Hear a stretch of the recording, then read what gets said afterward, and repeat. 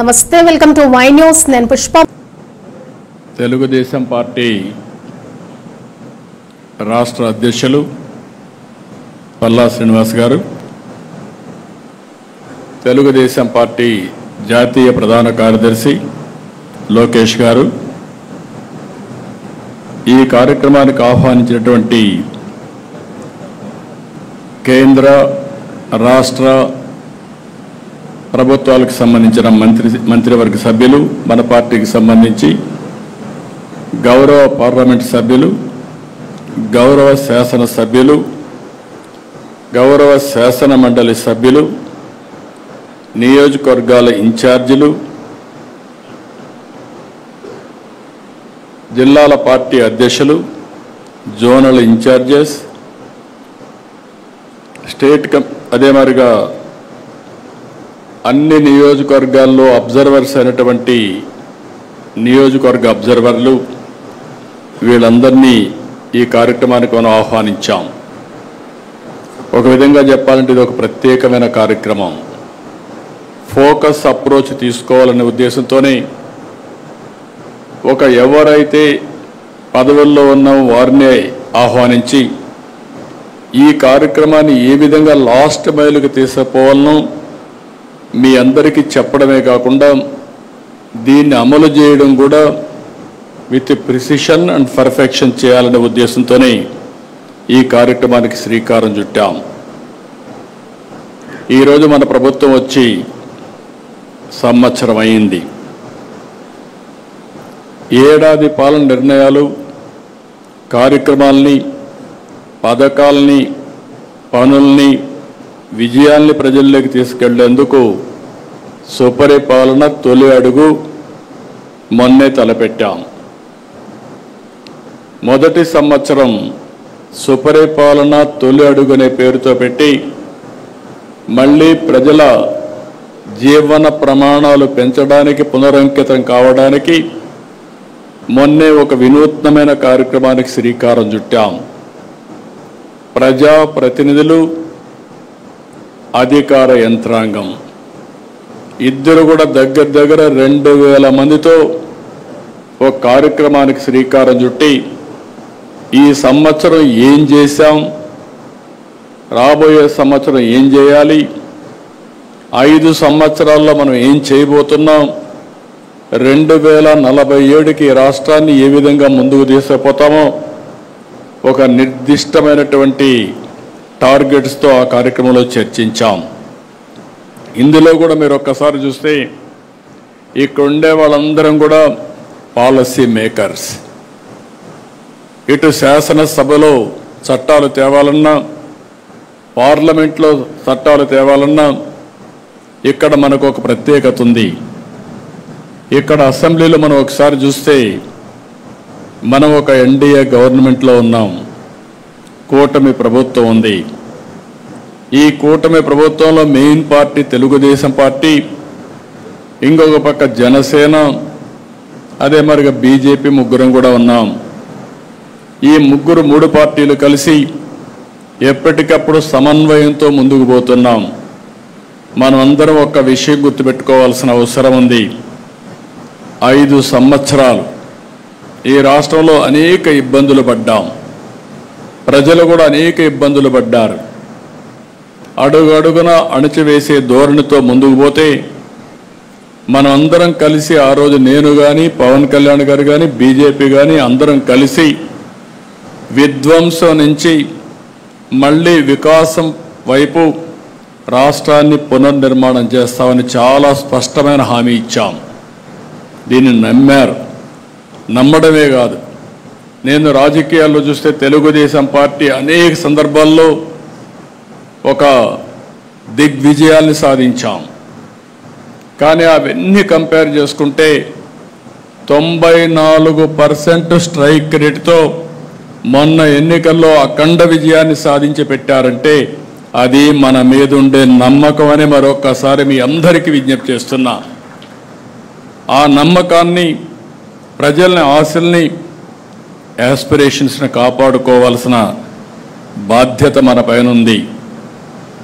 ఏ ప్రభుత్వం అయినా సరే చేసిన పనులు చెప్పుకోవాలి. ఏ నాయకుడైనా సరే ప్రజల్లోకి వెళ్ళడంలో నామోషి పడకూడదు. పదే పదే మీరు ఎంత తిరగగలిగితే అంత మీరు రాణించే పరిస్థితి ఉంటుంది. ప్రజలకు మీరు ఎంత అందుబాటులో ఉంటే ప్రజలు మిమ్మల్ని ఆదరించే పరిస్థితి వస్తుంది. ఈ విషయం మనం గుర్తుపెట్టుకోవాలి. పని చేయడం ఒక ఎత్తు, ప్రజలకు అందుబాటులో ఉండడం ఇంకొక ఎత్తు. మనం చేసిన పనులు పదే పదే ప్రజలకు చెప్పడం కూడా ఇంకొక విధానం. అదే సమయంలో కొన్ని పనులు కాకపోతే ఎందుకు కాలేదో చెప్పడం కూడా మన బాధ్యత. ఇంకొక పక్క మీరు గుర్తుపెట్టుకోవాల్సింది, ఏదైతే ఈరోజు ప్రజా సమస్యల్ని పరిష్కారం చేస్తూ ప్రజల్లో ఒక తృప్తిని మనం చూడాల్సిన అవసరం ఉంది. ఇంకొక పక్క భవిష్యత్తు పైన ఒక భరోసా, ఒక నమ్మకాన్ని కల్పించవలసిన బాధ్యత మనందరిపైన ఉంది. ఇవి రెండూ రావాలంటే మనం చేసే పనుల మీద ఆధారపడుతుంది, నాయకుడి యొక్క విశ్వాసం పైన ఆధారపడుతుంది. ఈ విషయం కూడా మీరు గుర్తుపెట్టుకోవాలి. మొన్న ఎన్నికల్లో ఎన్ని విన్యాసాలు చేసినా, ఎన్ని దౌర్జన్యాలు చేసినా నిలబడుకున్నాం, పోరాడాం, సఫర్ అయ్యాం. కానీ ప్రజలు మేమున్నామని అండగా నిలబడి, మొన్న చూస్తే నేను నా చరిత్రలో చాలా ఎన్నికలు చూశాను, కానీ ఫస్ట్ టైం మొన్న ఎన్నికలు నేను చూస్తే ఎక్కడ కూడా వీలైనంత వరకు తప్పులు చేయకుండా స్ట్రాటజీలో ముందుకు పోయాం. అలయన్స్ దగ్గర నుంచి, అభ్యర్థుల ఎంపిక దగ్గర నుంచి నిర్మోహమాటంగా అందరికీ చెప్పవలసిన విషయాలు చెప్పాం. గెలిపే ధ్యేయంగా ఆలోచించాం. అందుకే మీరు ఒక్కసారి చూస్తే మొన్న ఎన్నికల్లో దగ్గర చాలామంది కొత్త వాళ్ళు, పార్లమెంట్ అయితే మెజారిటీ కొత్త వాళ్ళు, అసెంబ్లీ కూడా మెజారిటీ కొత్త వాళ్ళు, ఫస్ట్ టైం వచ్చిన వాళ్ళు చాలామంది వచ్చారు. రెండోది మీరు చూస్తే సోషల్ రీఇంజనీరింగ్ చేశాం. రాష్ట్రంలో మొట్టమొదటిసారిగా జనాభా దామాషా ప్రకారం అన్ని మతాలకి, అన్ని కులాలకి, ప్రత్యేక అన్ని ప్రాంతాల్లో న్యాయం చేయాలనుకున్నాం, న్యాయం కూడా చేశాం. ఇవన్నిటి వల్ల ప్రజల్లో ఒక విశ్వాసం పెరిగింది. ఆ విశ్వాసం మొన్న ఎన్నికల్లో బ్రహ్మాండంగా వచ్చే పరిస్థితి వచ్చింది. ఓసారి గతాన్ని కూడా గుర్తుపెట్టుకోవాలి. తెలుగుదేశం పార్టీ ఎప్పుడు పనులు చేయక ఓడిపోలేదు. 2000 మన పార్టీ పెట్టినప్పటి నుంచి ఈ రాష్ట్రానికి సంక్షేమం అందించిన పార్టీ, సంక్షేమాన్ని ఏ విధంగా చేయాలనో చేసి చూపించిన పార్టీ తెలుగుదేశం పార్టీ. ఆ నాయకుడు నందమూరి తారక రామారావు గారు అనే విషయం మనం గుర్తుపెట్టుకోవాలి. ఒకప్పుడు పరిపాలన అంటే రెగ్యులేటర్ అనుకునే పరిస్థితి నుంచి పరిపాలనకు డెఫినేషన్ మార్చిన పార్టీ తెలుగుదేశం పార్టీ. ఇంకొక పక్క 95 నుంచి నేను ముఖ్యమంత్రి అయినప్పుడు మీరు చూస్తే ఫస్ట్ టైం అప్పుడే ఆర్థిక సంస్కరణలు పివి నరసింహారావు గారు తీసుకొచ్చారు. ఆర్థిక సంస్కరణలు అందిపుచ్చుకుని సెకండ్ జనరేషన్ రిఫార్మ్స్ అమలు చేశాం. మిడ్ 90sలో 94-95 ప్రాంతంలో ఇంటర్నెట్ రెవల్యూషన్ వచ్చింది. దాన్ని ఫస్ట్ అడ్వాంటేజ్ తీసుకున్నది మనమే తీసుకున్నాం. ఇవన్నీ కలిసి వచ్చి ఈరోజు మన అభివృద్ధికి ఒక మారుపేరుగా, ఒక వ్యక్తిత్వానికి మారుపేరుగా మనం ముందుకు పోయే పరిస్థితికి వచ్చాం. అదే సమయంలో మీరు చూస్తే నేను పదే చెప్పాను 95 CBN అని. నిర్మోహమాటంగా చెప్పేవాడిని. తప్పులు చేసిన వాళ్ళకి క్లియర్గా చెప్పడం, అదే మరి ఏ అధికారి తప్పు చేసినా క్లియర్గా చెప్పడం, ఒకవేళ అధికారి చెప్తే కూడా మారకపోతే, ఎవరైనా మారకపోతే వాళ్ళపైన చర్య తీసుకోవడం నేను చేసిన పని. దానివల్ల బ్రహ్మాండమైన ఫలితాలు వచ్చాయి. 99 నుంచి పనులు చేశాం. అదే సమయంలో రాజకీయాలు మర్చిపోయాం, ప్రజలకు చెప్పలేకపోయాం. ఎప్పుడు కూడా మీరు గుర్తుపెట్టుకోవాల్సింది, చేసే పనిని ఎప్పటికప్పుడు ప్రజల దగ్గరికి తీసుకుపోవడం. ఏదైనా ప్రజల మనోభావాలకు భిన్నంగా ఉంటే ఎప్పటికప్పుడు కరెక్ట్ చేసుకుంటూ ముందుకు పోవాల్సిన అవసరం ఉంది. 2014-19 విభజన తర్వాత మీరు ఒక్కసారి చూస్తే చాలా ఆ రోజు చాలా అనుమానాలు కూడా ఉన్నాయి ప్రజల్లో. ఆ రోజు ప్రజలు ఆలోచించింది, ఆదాయం వచ్చే ప్రాంతాలు తెలంగాణకు వెళ్ళాయి, మనకు జీతాలు వస్తాయా, పింఛన్లు వస్తాయా, ఆదాయం ఎక్కడి నుంచి వస్తుందని చెప్పి బాధపడితే 5 సంవత్సరాలు ఎవ్వరికి ఇబ్బంది కలగకుండా అభివృద్ధిలో కానీ సంక్షేమంలో కానీ భారతదేశంలో నెంబర్ 1గా చేశాం. కానీ ఈ పరుగు పందెంలో మనం రాజకీయాలు మర్చిపోయాం. మనం చేసింది చెప్పలేకపోయాం. చాప కింద నీరుమారిగా మన మీద వ్యతిరేకత చెప్పి అబద్ధాలు చెప్పి వాళ్ళు గెలిచే పరిస్థితికి వచ్చారు. అందుకని నేను మిమ్మల్ని అందరినీ కోరేది, ఈరోజు ఒక ప్రత్యేకమైన కార్యక్రమం ఇచ్చాం. ఫస్ట్ ఇయర్ ఇక్కడుండే అందరం కూడా ఈ 1 మంత్లో పార్టీ యంత్రాంగం ప్రజాప్రతినిధులు కలిసి ఎవరి ఇంటికి వెళ్ళి ఎన్నికల ముందు ఏ హామీలు ఇచ్చాం, ఈరోజు ఏ హామీలు మనం నెరవేర్చామో చెప్పే బాధ్యత మనందరిపైన ఉంది. దాని మీద ఒక యాక్షన్ ప్లాన్ తయారు చేసుకోవడానికే ఈ కార్యక్రమం పెట్టామని చెప్పి కూడా నేను మీకు తెలియజేస్తున్నా. ఈరోజు మనం చూసే ఏడాది క్రితం అంతా అయోమయం, గందరగోళం, ఎటు చూసినా చీకటి, 10 లక్షల కోట్ల రూపాయల అప్పులు, దెబ్బతిన్న వ్యవస్థలు, నిర్వీర్యమైపోయిన సంస్థలు, అతి దారుణమైన పరిస్థితి. నేను 4వసారి సీఎం అయ్యాను. గతంలో కూడా కొన్ని ఇబ్బందులు ఉన్నాయి, కానీ ఇన్ని ఇబ్బందులు, ఇంత విధ్వంసాన్ని నా జీవితంలో ఎప్పుడూ చూడలేదు. అంటే కేంద్రం ఇచ్చే డబ్బులు సెంట్రలీ స్పాన్సర్డ్ స్కీమ్స్లో 95 ఇస్తే 95 కూడా డీఫంక్ట్ అయిపోయినాయి. ఇచ్చిన డబ్బుల్ని డైవర్ట్ చేసే పరిస్థితికి వచ్చారు. నిన్న అర్బన్ డెవలప్మెంట్ రివ్యూ చేస్తా ఉంటే మెప్మా నిధులు కూడా కేంద్రం ఇచ్చిన డైవర్ట్ చేసి మీరు అది ఖర్చు పెట్టి యూసీ ఇవ్వండి, అప్పుడే డబ్బులు రిలీజ్ చేస్తామనే పరిస్థితికి వచ్చారు. ఇప్పటికే దగ్గర 85-86 స్కీముల్ని రివైవ్ చేశాం. దగ్గర 15,000 కోట్ల రూపాయలు వీళ్ళు ఖర్చు పెట్టి, లేకుంటే డైవర్ట్ చేసిన డబ్బుల్ని మళ్ళా ఖర్చు పెట్టి అవన్నీ కూడా మళ్ళీ ట్రాక్లో పెట్టే పరిస్థితికి వచ్చాం. ప్రజలకు ఇచ్చిన ప్రకారం ఈరోజు మనం విధ్వంసం నుంచి వికాసం వైపు ప్రయాణం మొదలుపెట్టాం. నేను అన్ని సెట్ చేశాను నేను చెప్పడం లేదు. అందుకే మీరు చూస్తే సుపరిపాలనలో తొలి అడుగే అన్నాం. ఈ 1 సంవత్సరం మనం వేసింది తొలి అడుగు మాత్రం వేశాం. అయితే ఎన్ని సమస్యలున్నా సమస్యలు చూసి మనం భయపడడం లేదు. ఒక్కొక్క సమస్యని పరిష్కారం చేసుకుంటూ ఎక్కడికక్కడ మనం ముందుకు పోయాం. ఒకే లక్ష్యంగా ముందుకు పోతున్నాం. అదే రాష్ట్ర పునర్నిర్మాణం, పూర్వ వైభవం తేవడం, ఏపీని అగ్రగామిగా చేయడం అనే సంకల్పంతో మనం పనిచేస్తున్నాం. అనేక సవాళ్లు దాటాం. నేను పదే చెప్పాను, ఈరోజు రాష్ట్రంలో మీరు ఒక్కసారి చూస్తే సరైన సమయంలో ప్రజలు కూడా సరైన నిర్ణయం తీసుకుని మనకు సహకరించారు. మొన్న ఎన్నికల్లో మీరు చూస్తే అటు కేంద్రంలో ఎన్డీఏ ప్రభుత్వం వచ్చినప్పుడు మనం క్రూషియల్గా తయారయ్యే పరిస్థితికి వచ్చాం. ఎప్పుడు కూడా తెలుగుదేశం పార్టీని మీరు గుర్తుపెట్టుకోవాలి, బ్లాక్మెయిల్ రాజకీయాలు ఎప్పుడు మనం చెయ్యం.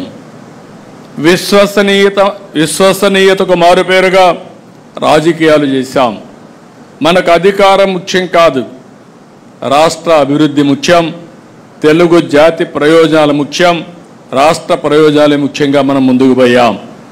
అదే సమయంలో మనం ఒకసారి మీరు ఆలోచిస్తే ఎప్పుడు అధికారంలో లేక మనం చాలా అవకాశాలు వచ్చాయి. ఒక్క మాటలో చెప్పాలంటే ఏ రాజకీయ పార్టీకి రానన్ని అవకాశాలు మనకు వచ్చాయి. ఒక ప్రాంతీయ పార్టీ నేషనల్ ఫ్రంట్ పెట్టి కేంద్రంలో ప్రభుత్వాన్ని ఏర్పాటు చేసిన నాయకుడు నందమూరి తారక రామారావు గారు, ఎన్టీఆర్. ఆ తర్వాత యునైటెడ్ ఫ్రంట్ పెట్టి 2 గవర్నమెంట్ని మనం ఏర్పాటు చేశాం. ఆనాటి గవర్నమెంట్లోనే ఎర్రమనాయుడు గారు కేంద్ర మంత్రిగా ఉత్తరాంధ్ర నుంచి వచ్చారు. తర్వాత ఈరోజు రామ్మోహన్ నాయుడు కేంద్రంలో మంత్రిగా ఉండే పరిస్థితికి వచ్చారు. అదే సమయంలో మీరు ఒకసారి ఆలోచిస్తే ఎన్డీఏ 1 వాజ్పేయి గారి గవర్నమెంట్, ఆ రోజు మెజారిటీ సభ్యులు, సుస్థిరమైన ప్రభుత్వానికి తెలుగుదేశం పార్టీ కూటమిలో భాగస్వాములై చిత్తశుద్ధితో పనిచేశాం. 2014లో మళ్ళా అవకాశం వచ్చింది. 2024లో మళ్ళీ మనకు అవకాశం వచ్చే పరిస్థితికి వచ్చింది. కేంద్రంలో ఎప్పుడు అవకాశాన్ని వచ్చినా మనం ఆ అవకాశాన్ని రాష్ట్ర అభివృద్ధి కోసమే ఉపయోగించుకుంటున్నాం. ఈ రోజు కానీ కేంద్ర ప్రభుత్వం కానీ సహకారం లేకపోతే వెంటిలేటర్ పై నుండే రాష్ట్ర ఆర్థిక పరిస్థితిని బయట తీసుకొచ్చే పరిస్థితి కూడా లేదు. వారు సహకరించారు. దాంతో ఒక్కొక్క సమస్యని పరిష్కారం చేసుకుంటూ ముందుకు పోతున్నాం. మనం అందరం ఒకటి గుర్తుపెట్టుకోవాలి, 1 ఇయర్ కంటే ముందున్న సమస్య ఈరోజు లేదు.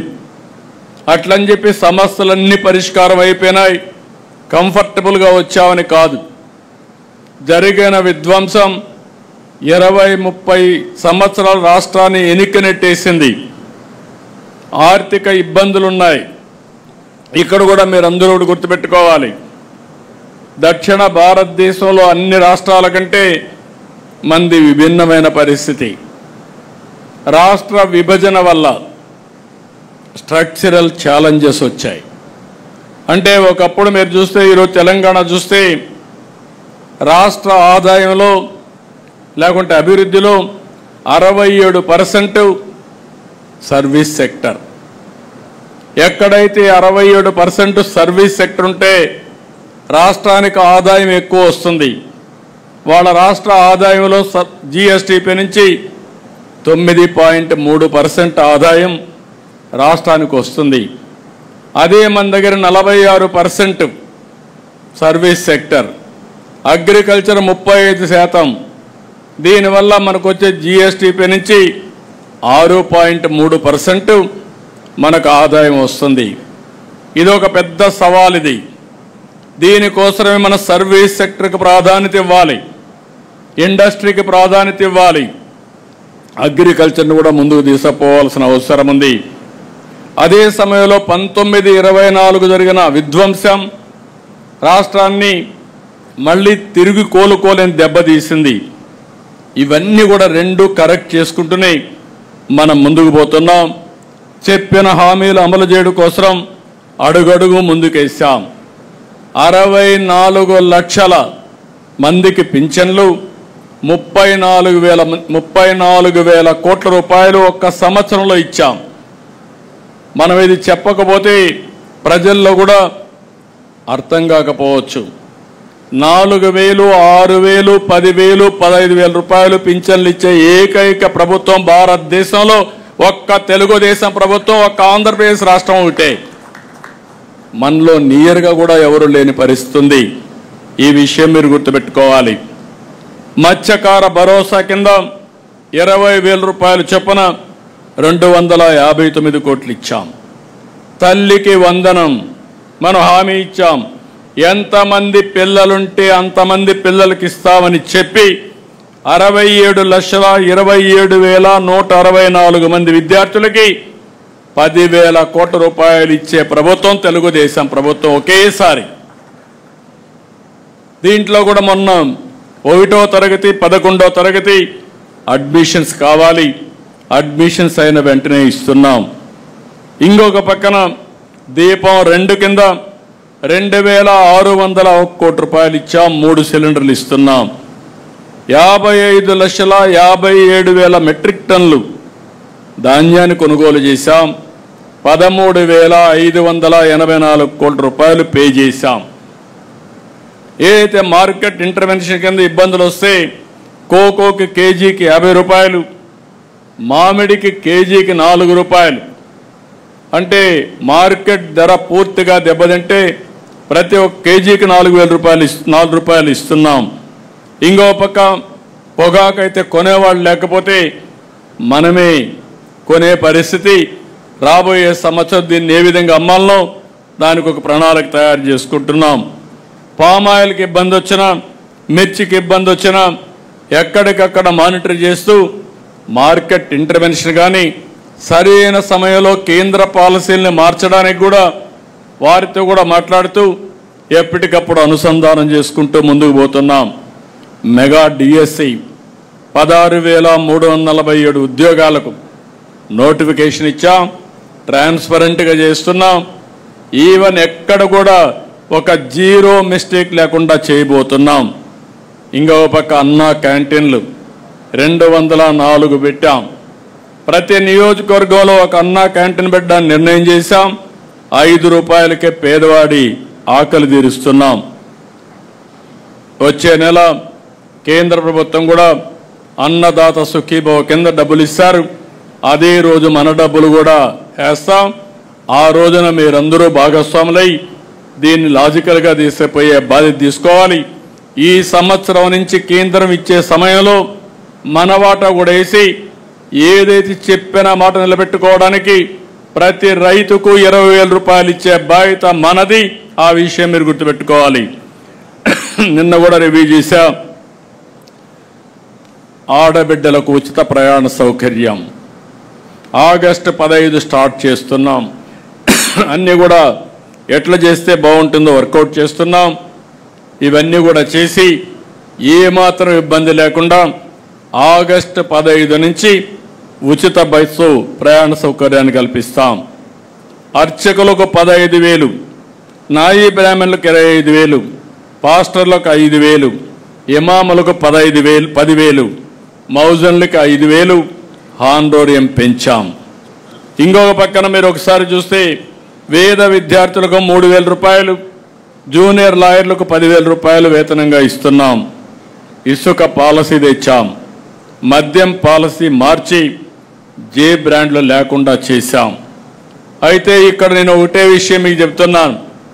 పాలసీలు ఎంత మంచివైనా దాన్ని అమలు చేయడంలో తూట్లు పొడిస్తే సమస్యలు వస్తాయి. ప్రజల విశ్వాసాన్ని కాపాడుకోవాలంటే ట్రూ స్పిరిట్తో మనందరం కూడా పనిచేస్తే తప్ప, ఎవరెవరి పరిధిలో పనిచేస్తే తప్ప ఇది సాధ్యం కాదు. ఆ విషయం కూడా మీరు గుర్తుపెట్టుకోవాల్సిన అవసరం ఉంది. అమరావతి 15,000 కోట్ల రూపాయలు శాంక్షన్ చేశాం. మిగిలిన ఆర్థిక సంస్థలతో సంబంధాలు పెట్టుకుని వాళ్ళందరిది కూడా డబ్బులు తీసుకొచ్చి అన్నీ కూడా పనులన్నీ ట్రాక్లో పెట్టాం. పోలవరం 12,500 కోట్ల రూపాయలు కేంద్రం ఇచ్చింది. రాబోయే 1.5 ఇయర్లో పూర్తి చేసి ఎట్టి పరిస్థితిలో 2027 నాటికి జాతికి అంకితం చేసే బాధ్యత ఈ ప్రభుత్వాన్ని. స్టీల్ ప్లాంట్కి 11,400 కోట్ల రూపాయలు ఇచ్చారు.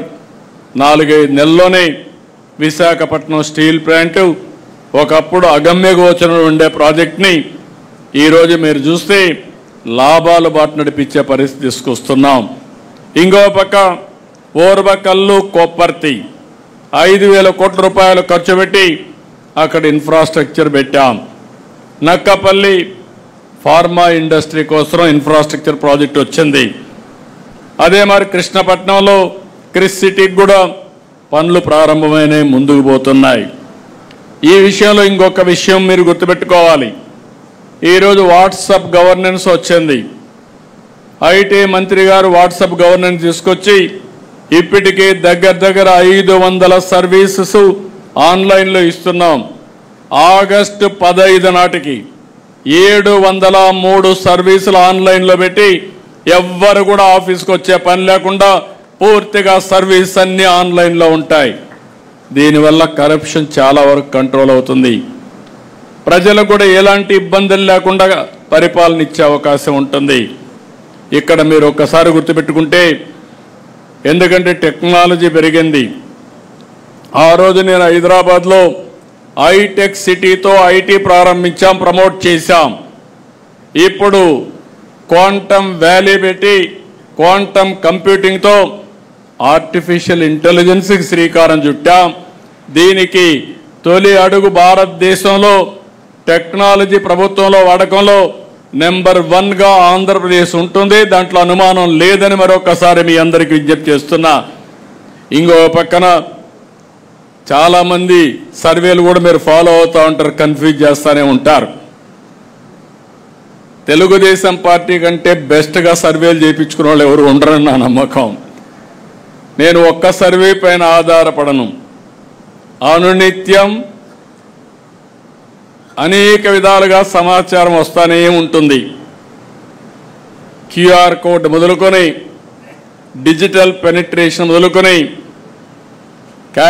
క్యాపీ మీరు ఏ సర్వేలన్నా ఎవరేం చెప్పినా వాళ్ళది ఒక సర్వే.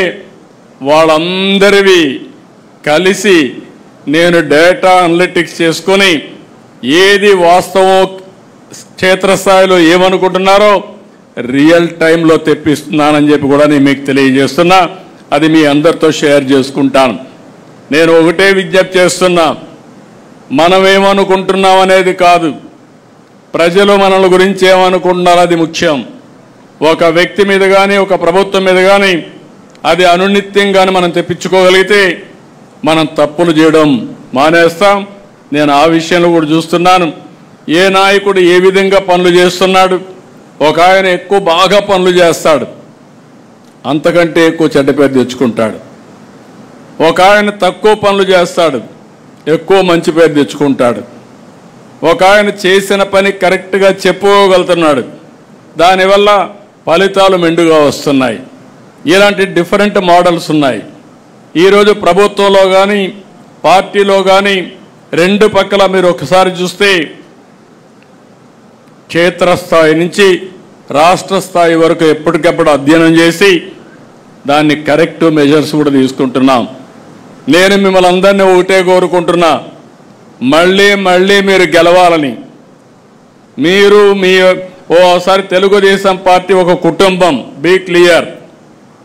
ఈరోజు ఎర్రమనాయుడు గారు ఆ రోజు పార్టీకి పనిచేస్తే ఈరోజు రామ్మోహన్ నాయుడు గారు కేంద్ర మంత్రి అయ్యారంటే అది కుటుంబ వ్యవస్థని పదే నేను చెప్తున్నా, అదే చేస్తున్నామని చెప్పి మీ అందరికి విజ్ఞప్తి చేస్తున్నా. బాలయోగి ఉన్నప్పుడు, ఆయన చనిపోయినప్పుడు హరీష్ అయితే చాలా చిన్నవాడు.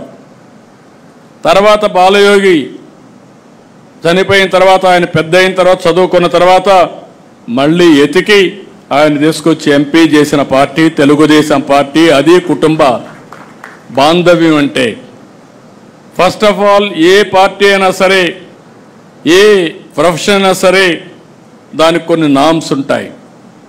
అలాంటి ఉన్నప్పుడు ఎవరైతే పార్టీకి సిన్సియర్గా ఉంటారో, ప్రజాసేవకు అంకితమై పనిచేస్తారో అలాంటి కుటుంబాలని గుర్తుపెట్టుకొని ఎక్కడికక్కడ మనం ముందుకు పోవాల్సిన బాధ్యత మన మీద ఉంటుంది. అప్పుడే సస్టైనబిలిటీ వస్తుంది, స్టెబిలిటీ వస్తుందని చెప్పి కూడా నేను మీకు తెలియజేస్తున్నా. అదే సమయంలో మేముంటాం, వారసత్వం ఉంది, మేము పనిచేయం, మీ ఇష్టం అంటే నమస్కారం తప్ప వేరే మార్గం లేదు. హ్యాండ్ హోల్డింగ్ ఇస్తాం, మిమ్మల్ని గుర్తిస్తాం, గౌరవిస్తాం. అదే సమయంలో దాన్ని నిలబెట్టుకోవాల్సిన బాధ్యత కూడా ఉంటుంది. ఈ విషయం కూడా మీరు గుర్తుపెట్టుకోవాల్సిన అవసరం ఉంది. ఈరోజు మనందరం ఎప్పుడు కూడా ఎన్నికలు లాస్ట్ 1 year ఆలోచిస్తూ ఉంటారు. 4 ఏళ్ళు పట్టించుకోకుండా లాస్ట్ 1 year క్యాంపెయిన్ చేస్తే, లేకుంటే మనం ఏదో చెప్తే ప్రజలు నమ్మడానికి సిద్ధంగా లేరు. అందుకే మొదటి సంవత్సరం నుంచి చిన్న పొరపాట్లుంటే కరెక్ట్ చేసుకుంటాం. మన పాలసీ నిర్ణయాలు ఏవైనా తప్పుంటే అవి కూడా సరిదిద్దుకుంటాం. మన పరిపాలనా విధానంలో ఏమైనా లోటుపాట్లుంటే అవి కూడా కరెక్ట్ చేసుకుందాం. మన ప్రవర్తనలో కూడా ప్రజలకు నచ్చని విషయాలు, మన కార్యకర్తలకు నచ్చని విషయాలుంటే అవి కూడా కరెక్ట్ చేసుకుందాం.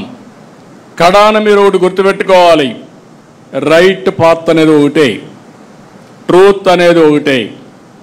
ప్రజలు మెచ్చాలి, కార్యకర్తలు ఆమోదించాలి. తెలుగుదేశం పార్టీ ఎన్నికలప్పుడు ఏ మెజారిటీ వచ్చిందో దానికంటే అనునిత్యం ఇంకా మెజారిటీ పెంచుకునే విధంగా ప్రజా విశ్వాసాన్ని పెంచుకోవడం కోసం మనం పనిచేస్తున్నామని చెప్పి కూడా నేను మీకు తెలియజేస్తున్నా. ఇది మీకు అందరికీ కూడా కొంత కొత్త అనిపించవచ్చు, ఏంటి ఇవన్నీ అవసరమని అనిపించవచ్చు. కానీ మనం చేసే పనులు నేను డిఫరెంట్ టైమ్స్లో డిఫరెంట్ చేశాం.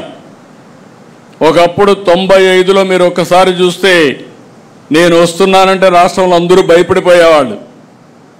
ఎక్కడ హెలికాప్టర్ ఎక్కుతానో తెలియదు. ఐఏఎస్ ఆఫీసర్లు కానీ, మన మంత్రులు కానీ, మన ఎమ్మెల్యేలు కానీ అందరికీ భయం ఉండేది. అందుకే తప్పులు చేయడానికి సాహసించేవాళ్ళు కాదు. ఇప్పుడు కాలం మారింది, కానీ టెక్నాలజీ వచ్చింది. మీకు పదే పదే సమాచారం తీసుకొని చెప్పకపోతే, మీరు వినకపోతే మీరే కాదు అధికార యంత్రాంగం కూడా ఏ విధంగా ప్రజాహితం కోసం పనులు చేయాలనో అవి మాత్రం తప్పవని మరొక్కసారి తెలియజేస్తున్నా. నిన్నే స్టార్ట్ చేశాను. ఇప్పటికే 4 ఎమ్మెల్యేలు పిలిపించి మాట్లాడాను. 1-to-1 మాట్లాడుతున్నా. అవసరమైతే ప్రతిరోజు 1 గంట పెట్టుకుంటా. ఒక 4 మీతో మాట్లాడతా. నిర్మోహమాటంగా మీకు చెప్తా. మీరు చెప్పింది వింటా. మళ్ళీ నేను గైడ్ చేస్తా. మారితే శుభం, మారకపోతే మనం ఏ విధంగా ముందుకు పోవాల్సిన అవసరం ఉంది. ఈ విషయం కూడా నేను చాలా స్పష్టంగా ఉన్నా. మొహమాటం లేదు, ఎవరి విషయంలో మొహమాటం లేదు. నా విషయంలో కూడా చెప్తున్నా. నా కార్యకర్తలు ఎక్కడ నా కాన్స్టిట్యూన్సీ తప్పులు చేసినా వాళ్ళని పక్కన పెట్టడం తప్ప చెప్పిన తర్వాత మార్చుకునే విధానంతోనే ముందుకు పోతామని చెప్పి కూడా నేను మీకు తెలియజేస్తున్నా. ఇంకొక పక్క నేను ఎప్పుడూ మాట్లాడుతున్నా పాజిటివ్ పాలిటిక్స్, క్లీన్ పాలిటిక్స్. ఇది ఎప్పటికీ శాశ్వతంగా గుర్తింపు ఉంటుంది. ఈ విషయం మీరు గుర్తుపెట్టుకోవాలి. ఈ దేశంలో ఎవరు మాట్లాడుండరు. 2000 రూపాయలు రద్దు చేయాలని ఆ రోజు చెప్పా. 1000 రూపాయలు రద్దు చేయాలని ఆ రోజు చెప్పా. ఈరోజు 500 రూపాయలు కూడా రద్దు చేయాలని చెప్తున్నాను. ఎవరి దగ్గర డబ్బులుంటే సేవా కార్యక్రమాలు చేసి మంచి పేరు తెచ్చుకోండి, కానీ ఎన్నికల్లో ఓట్లు కొనడం అనేది చాలా బాధాకరం. 5 సంవత్సరాలు పనులు చేసి 4000 రూపాయలు నెలకు పింఛనిచ్చి, 6000 రూపాయలు పింఛనిచ్చి, 10,000 రూపాయలు పింఛనిచ్చి, 15,000 ఇచ్చి ఊరూరుకు రోడ్డు వేసి ఎలక్షన్లు వస్తే మళ్ళీ డబ్బులు ఇవ్వాలి అనే ఆలోచన రావడం చాలా బాధాకరం. దీని నుంచి మార్చాలి, రిఫార్మ్స్ కూడా రావాలి. అదే సమయంలో పదే చర్చ కూడా జరగాల్సిన అవసరం ఉంది. నీతివంతమైన పాలన రావాలంటే, సుపరిపాలన రావాలంటే ఎవరైతే మెరుగైన సేవలు అందిస్తారో, ఎవరైతే ప్రజలకు అందుబాటులో ఉంటారో వాళ్ళకి ప్రజలు ఓట్లేసే పరిస్థితి రావాలి. కానీ ఓసారి అనిపిస్తుంది, చాలామంది చూశారు, డబ్బులతోనే గెలిచేడుగా ఉంటే మనం గెలవం. మొన్న ఎన్నికల్లో కూడా అవతల వాళ్ళు మనకంటే ఎక్కువ ఖర్చు పెట్టినా 11 సీట్లే వచ్చాయి. అంటే అక్కడ డబ్బులు పనిచేయమని తేలిపోయింది. కానీ మనం మాత్రం ఆ సమయం వస్తే ఆత్రపడతా ఉంటాం, ఆరుద్దా ఉంటుంది. ఇలాంటి సమస్యలు ఉన్నాయి. దీన్ని కూడా ప్రజా చైతన్యంలో భాగంగా మనం మాట్లాడాల్సిన అవసరం ఉంది. అందుకని ఆదర్శవంతమైన రాజకీయాలు చేద్దాం, అభివృద్ధి రాజకీయాలు చేద్దాం.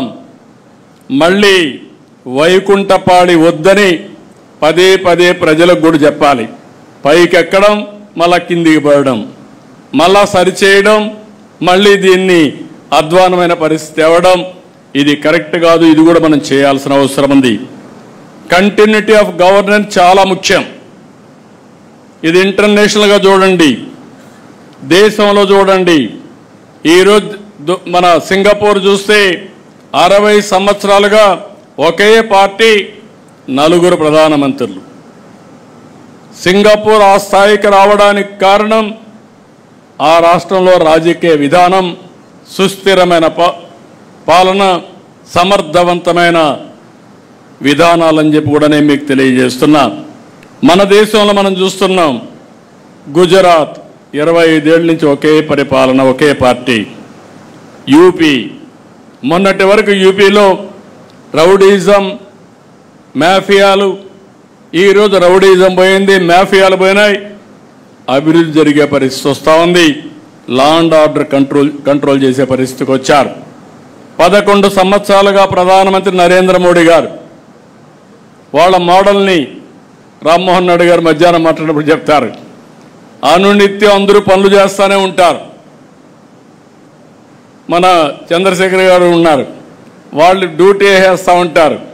ప్రజలతో అనుసంధానం కావడం దినచర్యలో ఒక భాగంగా పెట్టుకుని ముందుకు పోయే పరిస్థితి వచ్చారు. అందుకే ఈరోజు మీరు చూస్తే 11వ స్థానం నుంచి ఆర్థిక వ్యవస్థ దేశంలో 4వ స్థానానికి వచ్చే పరిస్థితి వచ్చింది. ఇలాంటివన్నీ కూడా ప్రజల్లో చర్చనీయం చేయాలి, డిస్కషన్ చేయాలి.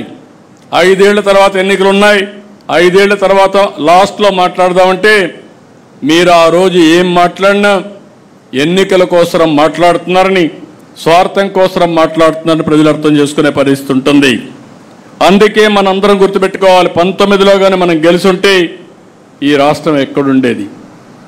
2004లో అప్పుడు గెలుచుంటే తెలుగు జాతి ఏ స్థాయికి వెళ్ళేదో మనం గుర్తుపెట్టుకోవాల్సిన అవసరం ఉంది.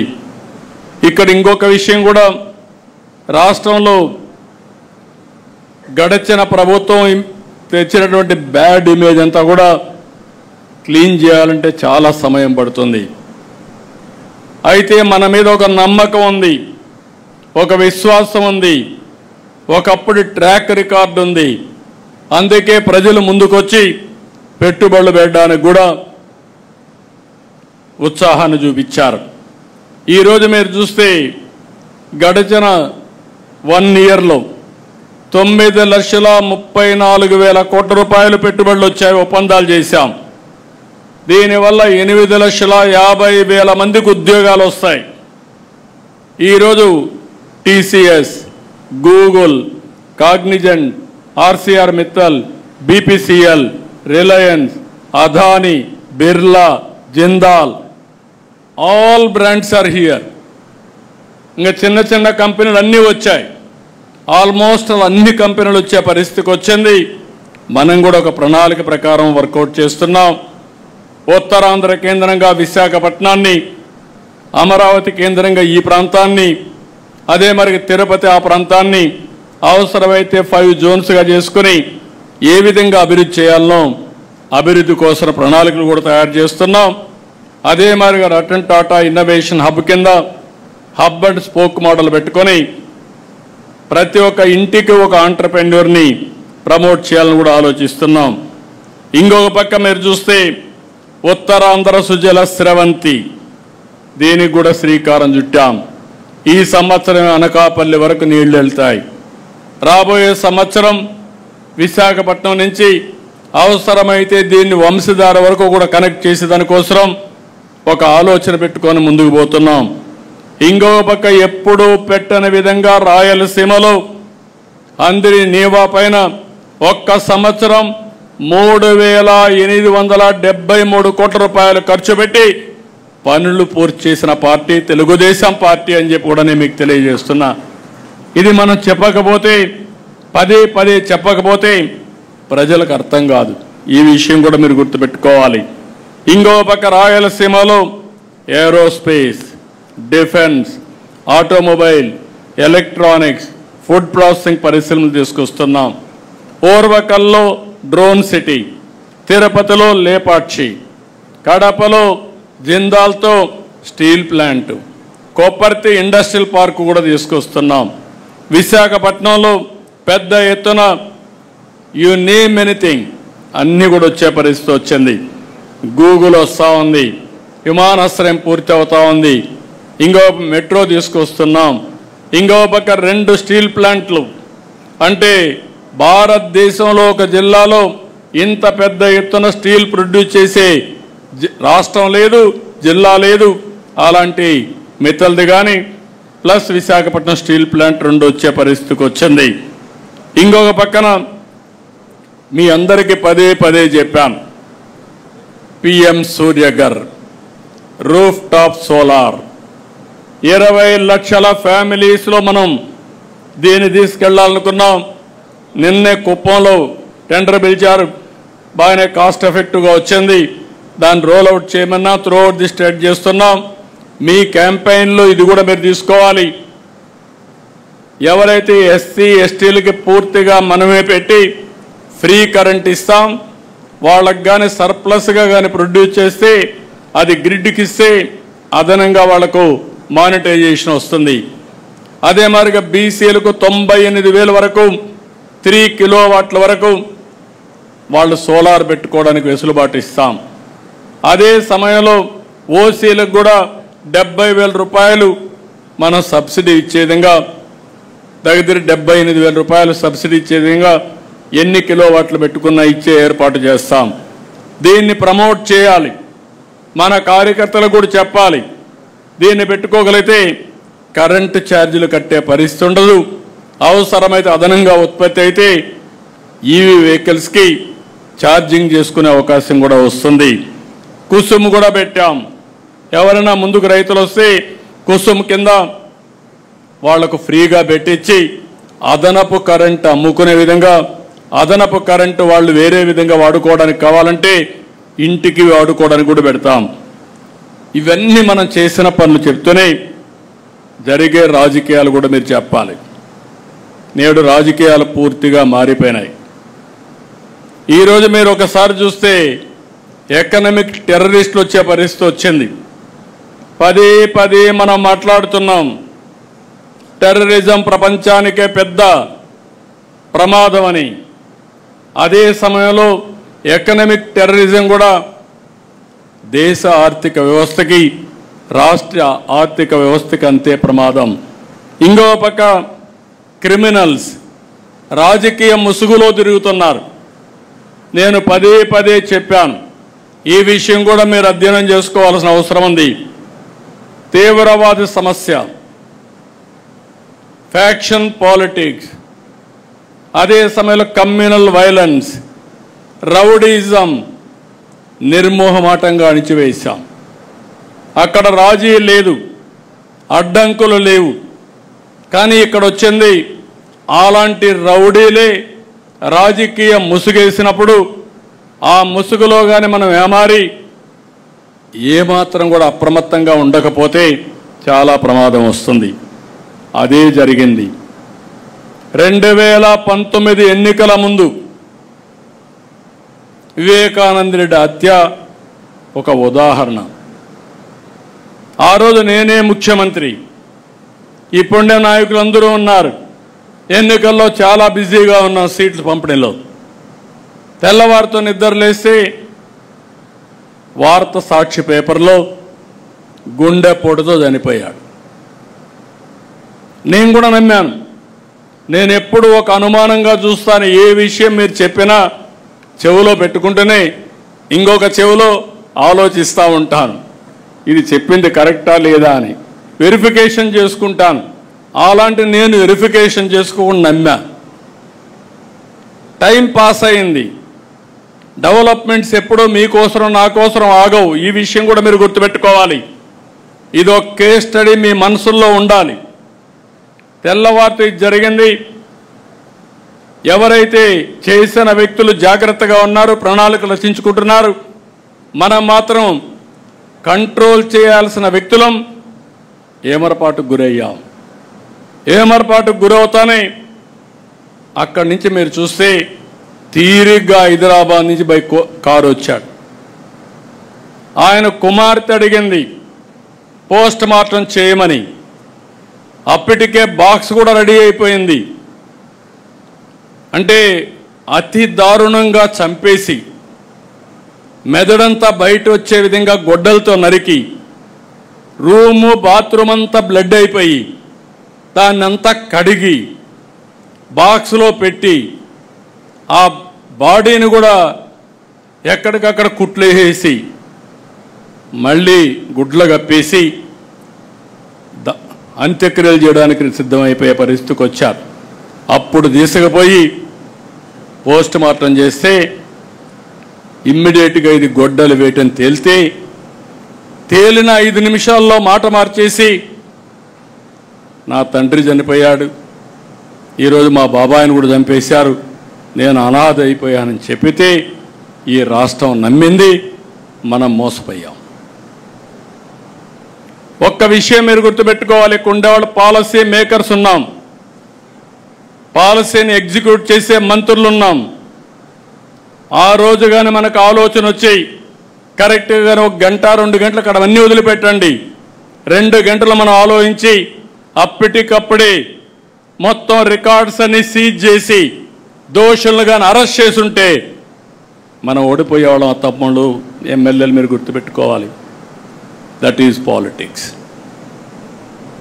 రైట్ టైం, తప్పు చేసినా ఏది జరిగినా రైట్ టైంలో సరైన నిర్ణయం తీసుకుంటే అక్కడి నుంచి ఏదైనా కంట్రోల్ చేసే అవకాశం వస్తుంది. కానీ మనం పెద్ద మనుషులం, మనం ఇలా విధంగా ఆలోచించాం కాబట్టి ఏం జరిగినా మనం నిమిత్త మాత్రం అంటే రాష్ట్రం నష్టపోతుంది. అదే జరిగింది. అదొక్క సంఘటన కాదు. కోడికత్తి డ్రామా చూశారు, గులకరాయి డ్రామా చూశాం. అది అధికారంలో ఉండి ఒకప్పుడు అపోజిషన్లో ఉండి బాబాయ్ హత్య, అపోజిషన్ అయిపోయిన తర్వాత అధికారంలో ఉంటే మళ్ళీ డ్రామాలు. ఇప్పుడు మళ్ళీ అపోజిషన్లోకి వస్తే ఇంటి దగ్గర ఫైర్ యాక్సిడెంట్ అనే పేరు పెట్టి గడ్డేది గాలిందని దాన్ని రాజకీయం చేయడం. అది చేసినప్పుడు మీ ఇంట్లో టీవీలు ఉన్నాయి, సీసీటీవీ కెమెరాలు ఉన్నాయి, డేటా ఇమ్మంటే నేను డేటా ఇవ్వను, నువ్వేం చేసుకుంటా చేసుకో, కానీ మీరు నాకు సెక్యూరిటీ లేకుండా చేస్తాను ఎదురుదాడి చేయడం. నిన్న మొన్న మీరు చూశారు, ఒక రాజకీయ నాయకుడు పరామర్శిస్తాడు, తప్పు లేదు, పరామర్శించేవాడు ఎవరిని పరామర్శించాలి? గంజాయి బ్యాచ్నా, రౌడీ షీటర్నా? అంటే మీ పార్టీలో ఉండే రౌడీ షీటర్లు గంజాయి బ్యాచ్ని మీరు ప్రోత్సహిస్తే మేము యాక్షన్ తీసుకుంటే అది తప్పు. యాక్షన్ తీసుకోకపోతే మీ అందరికీ లైసెన్సు. రాష్ట్రం అంతా వెళ్ళి ఇష్టానుసారంగా 3 సంవత్సరాల ఆడబిడ్డల పైన అత్యాచారాలు చేస్తూ ఉంటే వీళ్ళని వదిలిపెట్టాలా? వదిలిపెట్టకుండా ఫర్మ్ యాక్షన్ తీసుకుంటే పోలీసులు ఎక్సెస్గా బిహేవ్ చేస్తున్నారని మాట్లాడతారు. అది అయిన తర్వాత మీరు చూశారు, రెండోది నేరుగా గుంటూరు సత్తెనపల్లిలో మీరు జరిగింది చూస్తే ఎంత దారుణంగా జరిగిందో ఒక్కసారి మీరు గుర్తుపెట్టుకోండి. కారులో పోతూ కారు కింద hit and run, hit and go, చక్రాల కింద మనిషి పడిపోతే మనమైతే దారిలో ఉంటే పక్కన యాక్సిడెంట్ అయితే నిలబెట్టి ముందు వాళ్ళని హాస్పిటల్కి పంపించి పరామర్శించి టైం ఉంటే మనమే తీసుకుపోయి హాస్పిటల్కి పంపించిన తర్వాత మళ్ళా ప్రయాణం కొనసాగిస్తాం, ఎంత అర్జెంట్ అయినా. అది సోషల్ రెస్పాన్సిబిలిటీ. అలాంటిది నీ కారు కింద పడిపోతే కనీసం పట్టించుకోకుండా తీసి బయట పారేసి వెళ్ళిపోయిన సందర్భాన్ని మనం చూస్తే, తిరిగి ఇదే కారులో జరిగిందని ఎవిడెన్స్ వచ్చిన తర్వాత, పేపర్ ఉందని, టీవీ ఉందని ఎదురుదాడి చేసే పరిస్థితి వస్తే ఎక్కడికి పోతున్నాం రాజకీయాలు? అంటే ఎలాంటి కరుడు గట్టినటువంటి వ్యక్తి ఎలాంటి నేర రాజకీయాలు చేస్తూ సమాజాన్ని అతలాకుతలం చేస్తూ ఉంటే తిరిగి ఆడబిడ్డలపైన హత్యలు జరుగుతున్నాయి, రోడ్డు యాక్సిడెంట్లు జరుగుతున్నాయి, లేకుంటే రౌడీజం జరుగుతూ ఉంది, దొంగతనాలు జరుగుతున్నాయంటే దానికి మనం జవాబుదారీతనంగా ఉండాలి. అందుకే నేను చెప్పాను, టెక్నాలజీ కూడా ఉపయోగిస్తున్నా. ఎవ్రీవేర్ టెక్నాలజీ కూడా ఉపయోగించి ఎవరైనా సరే తప్పులు చేస్తే వాళ్ళని సాక్ష్యాధారాలతో పెట్టి ప్రజల్లో చైతన్యం తీసుకొచ్చి వీళ్ళ అరాచకాలకు అడ్డుకట్టేసే విధంగా ఈరోజు కార్యక్రమాలు చేస్తున్నాను. నాకు కావాల్సింది ఒకటే గుర్తుపెట్టుకోండి, public safety is most important. ఎవడైనా సరే తప్పు చేస్తే అలాంటి వారిని కఠినంగా శిక్షించి లా అండ్ ఆర్డర్ కాపాడడం తెలుగుదేశం పార్టీ బాధ్యత, ఎన్డీఏ బాధ్యత. ఆ విషయం వీళ్ళు గుర్తుపెట్టుకోవాల్సిందిగా మరొక్కసారి కోరుతున్నా. ప్రజలకు కూడా ఈ విషయాలు తెలియాల్సిన అవసరం ఉంది. కులం పేరుతో రెచ్చగొడతారు, మతం పేరుతో రెచ్చగొడతారు. ఒక పాస్టర్ హైదరాబాద్ నుంచి బయలుదేరి వచ్చి తాగుతూ వచ్చి కడాన యాక్సిడెంట్ చనిపోతే ప్రభుత్వం చంపేసిందని పెడతారు, పోలీసులు చంపేశారని పెడతారు. నేను సమాచారం ఇమ్మంటాను, సాక్ష్యాలు ఇమ్మంటాం, సమాధానం చెప్పరు. వెనకుండే రాజకీయాలు చేస్తారు. ఇలాంటి నీతి మాలిన రాజకీయాలు చేస్తే రాజకీయ ముసుగు తీసి నేరస్తులను నేరస్తులుగానే ట్రీట్ చేస్తామని మరొకసారి మీ అందరికీ విజ్ఞప్తి చేస్తున్నా. ఇక్కడ మీకు కూడా గుర్తుపెట్టుకోవాల్సింది, ఎప్పుడు కూడా అబద్ధం అనేది చాలా పవర్ఫుల్. ఇది నిజం గడప దాటేసరికి అబద్ధం ఊరంతా చుట్టొస్తుంది. ఆ అబద్ధం మీకే అనుమానం వచ్చేస్తుంది, నేను నిజం చెప్తున్నానా లేకపోతే నేను కూడా మోసపోయానా అని అనుమానం కలిగే పరిస్థితి వస్తుంది. అందుకే ప్రతి ఒక్కరు కూడా అప్రమత్తంగా ఉండడమే కాకుండా మీకు ఎన్ని పనులున్నా వాస్తవాన్ని ప్రజలకు చెప్పడంలో, పదే పదే చెప్పడంలో మీరు చొరవ తీసుకోవాల్సిందిగా నేను మిమ్మల్ని కోరుతున్నా. ఎందుకంటే మీరు అందరం గుర్తుపెట్టుకోవాలి, ఈ దేశ రాజకీయాల్లో ఇది కొత్త అలవాటు, పోకడ. ఏ రాజకీయ పార్టీ పేపర్ పెట్టుకోలేదు, ఏ రాజకీయ పార్టీ టీవీ పెట్టుకోలేదు, ఏ రాజకీయ పార్టీ ఇంత బరిదిగించి డబ్బులు సంపాదించి ఆ డబ్బులతో మళ్ళా మేనేజ్మెంట్కి పోయే పరిస్థితులు లేరు. ఇలాంటివి వచ్చినప్పుడు అయితే ఇవి సర్వైవ్ అవుతాయని అనుకోను. ఆ పేపరే కాపాడితే, ఆ టీవీయే కాపాడితే 11 సీట్లు వచ్చేటివి కాదు. కానీ ప్రజల్లో కన్ఫ్యూజన్ చేయడానికి, లేకుంటే ప్రజల్ని మభ్యపెట్టడానికి పనికొస్తాయి. దీన్ని కూడా మనం అప్రమత్తంగా ఉండి ఏం చేయాలో చేయాల్సిన అవసరం ఉంది. ఇప్పుడు సోషల్ మీడియా కూడా వచ్చింది, ఇది మరీ ప్రమాదంగా ఉంటుంది. వ్యక్తుల యొక్క క్యారెక్టర్ని అసాసినేషన్ చేసే విధంగా, ఆడబిడ్డల యొక్క అన్ని విధాల అవమానం చేసే విధంగా కూడా సోషల్ మీడియా వచ్చే పరిస్థితి వస్తుంది. గౌరవంగా బతకాలంటే గౌరవంగా బతికే వాళ్ళని కూడా ఇబ్బంది పెట్టే విధంగా వస్తుంది. ఇది కూడా మనం గుర్తుపెట్టుకొని, ఓసారి వాళ్ళు తిట్టే విషయాలు చూస్తూ ఉంటే సోషల్ మీడియాలో నాకే 2 నిమిషాలు మనసు అతలాకుతలం అయిపోతుంది, ఏంట్రా అని. అలాంటివి వస్తాయి. అయితే ఇది యథార్థం అని గుర్తుపెట్టుకొని దీన్ని ఏ విధంగా హ్యాండిల్ చేయాలనో ప్రివెంటివ్ కానీ అదే మరి ఫర్మ్ యాక్షన్ కూడా మనం చేయాల్సిన అవసరం ఉందని చెప్పి కూడా నేను మీకు తెలియజేస్తున్నా. ఈ రోజుల్లో నెల రోజులు నేను బ్రాడ్గా మీకు ఇండికేషన్ ఇచ్చాను. 1 మంత్ నా దగ్గర నుంచి లాస్ట్ మైల్లో ఉండే కేఎస్ఎస్ వరకు అందరం కూడా పేరుకు మన వాళ్ళు ఉన్నారనేది కాదు. ఈ 1 మంత్ ఎవ్రీ గడప మనం తొక్కాల్సిన అవసరం ఉంది. ప్రతి ఒక్క వ్యక్తిని మనం కలవాల్సిన అవసరం ఉంది. ఈ కష్టకాలంలో ఎన్ని ఇబ్బందులున్నా ఆర్థిక వ్యవస్థని మళ్ళీ గట్టెక్కించడానికి ఏమేం చేశాం చెప్పాల్సిన అవసరం ఉంది. ఇన్ని కష్టాల్లో ఇచ్చిన మాట నిలబెట్టుకోవడానికి అనునిత్యం ఏ విధంగా పనిచేస్తున్నామో చెప్పాల్సిన అవసరం ఉంది. మీకు ఒక విషయం చెప్పి నేను ముగిస్తాను. ఇటీవల మనం మాట ఇచ్చాం, కేంద్ర సహకారం తీసుకుంటున్నాం, మన ఆర్థిక వనరులన్నీ కూడా సమీకరించుకుంటున్నాం. ఎప్పుడూ లేని విధంగా నేను మళ్ళీ కమర్షియల్ ట్యాక్స్ అయితే, జిఎస్టీ అయితే జిల్లా అధికార యంత్రాంగంతో కూడా మాట్లాడుతున్నాను. వాళ్ళకు కూడా అకౌంటబిలిటీ ఫిక్స్ చేస్తున్నాను. వనరుల సమీకరణ కోసం ముందుకు పోతున్నాం. స్ట్రక్చరల్ ఛాలెంజెస్ని, ఇటీవల జరిగినటువంటి ధ్వంసాన్ని 2 నుంచి బయటపడేయడానికి అనేక విధాలుగా ఆలోచించి మాట నిలబెట్టుకోవడానికి సంక్షేమ కార్యక్రమాలు ఇవ్వాలి. నేను పదే పదే చెప్పాను, అభివృద్ధి సంక్షేమం 2 ప్యారలల్గా తీసుకెళ్తాం. అభివృద్ధి జరిగితే ఆదాయం పెరుగుతుంది, ఆదాయం పెరిగితే సంక్షేమానికి అభివృద్ధికి మళ్ళా నిధులు వస్తాయి. ఒక్కోసారి అప్పులు తెస్తే అప్పులు ఇచ్చేవాళ్ళు కూడా ఉండరు. కానీ 5 సంవత్సరాల్లో జరిగింది ఏంటి? అప్పులు తీసుకొచ్చారు. కడాన కొన్ని అప్పులు మీరు చూస్తే 25 సంవత్సరాలు మద్యపాన నిషేధాన్ని పెడతామన్న పార్టీ మద్యపానాన్ని తాకట్టు పెట్టి 25 సంవత్సరాలు తాకట్టు పెట్టి దగ్గర 25,000 కోట్ల రూపాయలు అప్పు తీసుకొచ్చే పరిస్థితికి వచ్చారు.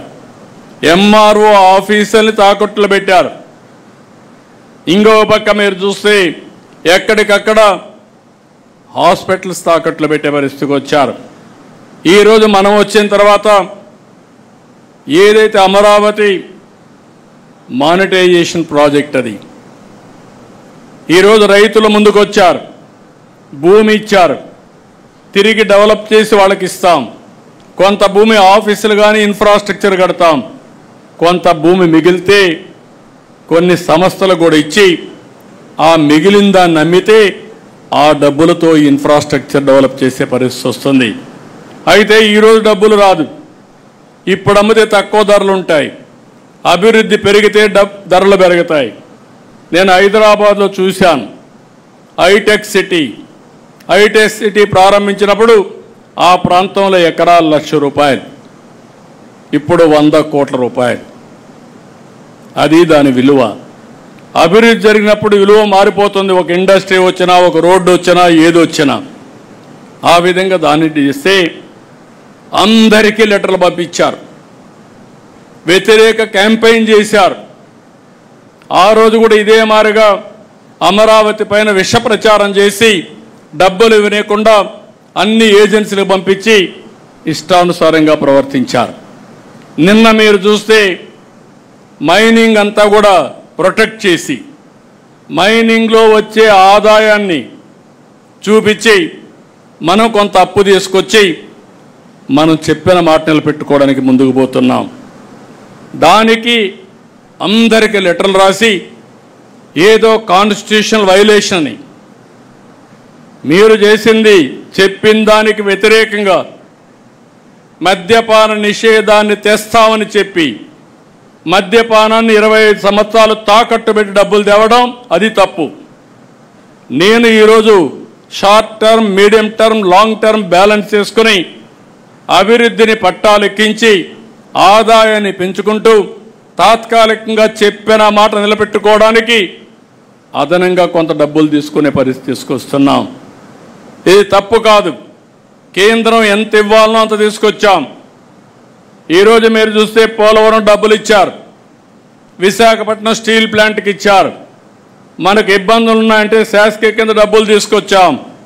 అదే సమయంలో కొంత వెసులుబాటు కోసరం మనం ఈ పనులు చేస్తామంటే అడ్డుపడి ఇవ్వకపోతే ఇవ్వలేదు, ఇస్తే ఎక్కడైనా డబ్బులు తెస్తే ఇవ్వనీయకుండా అడ్డుపడడం, ఇదేమి రాజకీయం నాకు అర్థం కావడం లేదు.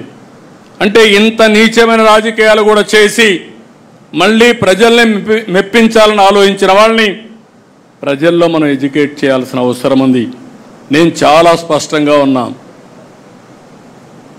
నా ఆలోచన short time, medium term, long term మూడు కూడా బ్యాలెన్స్ చేసుకొని సస్టైనబుల్ ఎకానమీతో ఆర్థిక వ్యవస్థ సుస్థిరత అదే మరికి స్టేబుల్గా చేసి దీన్ని బ్యాలెన్స్ చేయడం మన ఆలోచన. ఈ విషయాన్ని కూడా మీరు అర్థం చేసుకొని ప్రజల్లోకి తీసుకుపోవాల్సిందిగా నేను మిమ్మల్ని అందరినీ కోరుతున్నా. ఈ కార్యక్రమంలో కావలసిన లిటరేచర్ తయారు చేశాం, పార్టీ మొడాలిటీస్ కూడా తయారు చేశాం. మన వాళ్ళు అవన్నీ ఎక్స్ప్లెయిన్ చేస్తారు. అల్టిమేట్గా నేను ఒకటే చెప్తున్నా, ఎక్కువ మంది యంగ్స్టర్స్ ఉన్నారు, ఎక్కువ మంది ఫస్ట్ టైం ఎమ్మెల్యేలుగా ఎంపీలుగా అయిన వాళ్ళు ఉన్నారు. మీలో ఆలోచన విధానం ఇన్నోవేటివ్గా ఉండాలి. లేదంటే మీరు అర్థం చేసుకునే సమయానికి మీ 5 ఏళ్ళు అయిపోతే మళ్ళా మనం ఎక్స్ఎమ్మెల్యేలుగా ఉండాల్సి వస్తుంది. అది రాకుండా ఉండాలంటే ఎప్పటికప్పుడు కోపప్ చేసుకొని కరెక్ట్ మెజర్ చేసుకొని మీరు ముందుకు పోవాల్సిన అవసరం ఉంది. యాస్పిరేషన్స్ ఉన్నాయి, కార్యకర్తల్లో యాస్పిరేషన్స్ ఉన్నాయి, పబ్లిక్లో యాస్పిరేషన్స్ ఉన్నాయి. అదే సమయంలో ఈ 2 యాస్పిరేషన్స్ని ఫుల్ఫిల్ చేయాలంటే మళ్ళీ బ్యాలెన్సింగ్ ఉండాలి. ఎక్కడన్నా తప్పులు జరిగితే మళ్ళీ ఇబ్బందులు వచ్చే అవకాశం ఉంటుంది. ఈ విషయం కూడా మీరు గుర్తుపెట్టుకోవాలి. అందుకే ఈ మీటింగ్ తర్వాత మనకు ఒక ఐడియా వస్తుంది. మీరు 1 మంత్ మీరు నేను ప్రచారం చేస్తాం.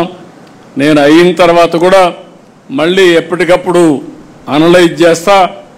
గ్రాఫ్ పెరుగుతా ఉందా, గ్రాఫ్ తగ్గుతుందా, కాన్స్టిట్యున్సీ కానీ వ్యక్తి కానీ రాష్ట్రం కానీ అన్నీ కూడా ఎక్కడికక్కడ దీన్ని అధ్యయనం చేసుకుంటూ మనం ముందుకు పోదాం.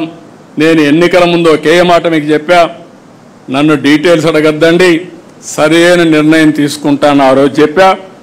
ఆ రోజు నన్ను నమ్మారు, ఎవరు క్వశ్చన్ చేయలేదు. అందుకే ఎప్పుడూ రానంత విజయం 94% స్ట్రైక్ రేట్ వచ్చిందంటే ఆ రోజు తీసుకున్న నిర్ణయాలే కారణం. ఇప్పుడు కూడా నా ప్రణాళిక 2029. ఆ విషయం మీరు గుర్తుపెట్టుకోండి. 1 year అయింది. నేను అందుకే పాంప్లెట్ వేసినప్పుడు కూడా పెట్టాను, సుపరిపాలనలో తెలుగు తొలి అడుగు 4.1 అంటే 4వసారి ముఖ్యమంత్రి మొదటి సంవత్సరం. ఇప్పుడు 2వ సంవత్సరం మీటర్ స్టార్ట్ అయింది. అప్పుడే 1 month అయిపోయింది. I'm calculating month, day, hour and year. So every నిమిషం ఆలోచించుకొని మనం చేయవలసిన పనులు గుర్తుపెట్టుకొని అవి చేస్తూనే అవి సమర్థవంతంగా ప్రజల్లోకి తీసుకుపోవడానికి మనందరం కూడా చేయాల్సిన అవసరం ఉంది. కార్యకర్తల్లో ఉత్తేజాన్ని తేవాలి. అది కూడా మళ్ళీ నేను మాట్లాడినప్పుడు చెప్తాను. అదే సమయంలో ప్రజలకు అందుబాటులో ఉండాలి. 2 కూడా బ్యాలెన్స్ చేసుకొని ముందుకు పోవాల్సి కోరుకుంటూ ఈ కార్యక్రమానికి వచ్చిన మిమ్మల్ని మళ్ళీ ఒకసారి చెప్తున్నా, ఆషామాషిగా తీసుకోవద్దండి, సీరియస్గా తీసుకోండి. అయితే ఇది మరీ ఇది కూడా కాదు. నేను అందుకే పదే చెప్తున్నా, ఈ మధ్య హార్డ్ వర్క్ కాదు కావాల్సింది, స్మార్ట్ వర్క్. పార్టీలు కూడా కావాల్సిన స్మార్ట్ వర్క్ కావాలి. ఆ టెక్నిక్స్, ఆ స్కిల్స్ మీకు వస్తే చాలా ఈజీగా ఉంటుంది, సులభంగా ఉంటుంది. రెండవది ఎంజాయ్ చేసే అవకాశం కూడా వస్తుంది. ఎప్పుడు కూడా ఫెటిక్ వస్తుందంటే కారణం ఇష్టం లేకుండా పనిచేస్తే. ఇష్టం లేకుండా పనిచేస్తే కష్టం అనిపిస్తుంది, ఇష్టంగా పనిచేస్తే ఆనందాన్ని, ఎనర్జీని పెంచుతుంది. ఈ విషయం కూడా మీరు గుర్తుపెట్టుకోవాల్సిందిగా మరొక్కసారి కోరుకుంటూ, ఆ దిశగా సుపరిపాలనలో తొలి అడుగు గ్రాండ్ సక్సెస్ అయ్యేట్టుగా 30 days. ఇంకొక పని లేదు, no exemption, no permissions, no టానా, నో ఆట. మీరు అవన్నీ పెట్టుకుంటే మాత్రం ఈడ లేనిపోని ప్రాబ్లమ్స్ వస్తాయి. టాటా చెప్పేస్తారు. మీరు ఆట టానా ఆడిపోతే మీకు టాటా ఇక్కడ చెప్పేస్తారు, అక్కడి నుంచి మీరందరూ ఫినిష్ అయిపోతాం. కాబట్టి ఇవన్నీ గుర్తుపెట్టుకోవాలి. There is no substitute. అందరం కలిసి సమిష్టిగా పనిచేద్దామని మరొక్కసారి విజ్ఞప్తి చేస్తూ అందరికీ నమస్కారాలు. Thank you.